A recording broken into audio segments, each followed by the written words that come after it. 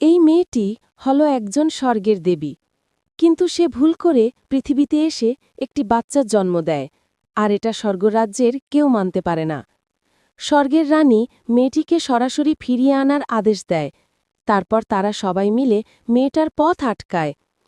স্বর্গের রানী মেয়েটিকে স্বর্গে ফিরে যাওয়ার কথা বলে, কিন্তু মেয়েটি বলে, না, আমি আমার ছেলেকে ছেড়ে কোথাও যাব না।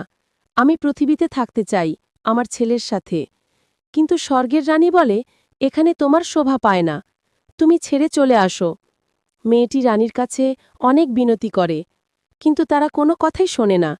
তারপর স্বর্গের রানী মেয়েটাকে স্বর্গে নিয়ে যাবার কথা বলে, আর মেয়েটিকে স্বর্গে নিয়ে গিয়ে অনেক কঠোর শাস্তি দেওয়া হয়। মেয়েটিকে দড়ি দিয়ে বেঁধে উপরে ঝুলিয়ে রাখা হয়, কিন্তু তবুও মেয়েটি কোনোভাবেই ভালো হচ্ছিল না। এভাবে কয়েক বছর কেটে যায়। প্রহরীরা মেয়েটিকে স্বর্গের রাজার কাছে নিয়ে যায়। মেয়েটির অবস্থা দেখে রাজা একটু নীরব হয়ে যায়।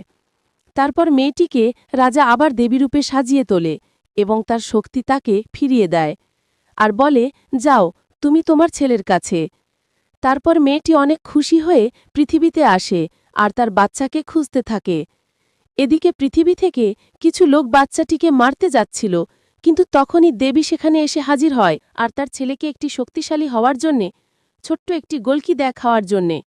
কিন্তু ছেলেটি নিজে না খেয়ে গোলকি তার মালিকের ছেলেটিকে খেতে বলে, আর এদিকে মালিকের ছেলে সেটাকে খুব তাচ্ছিল্য করে নিচে ফেলে গুড়িয়ে দেয়। তারপর ছেলেটি গোলকিটি মাটি থেকে তুলে নিয়ে খায়, আর খাওয়ার সাথে সাথে ছেলেটি একটি শক্তিশালী ব্যক্তিত্বে রূপান্তরিত হয়। এটা দেখে সবাই অবাক হয়ে যায়, আর তারপর ছেলেটি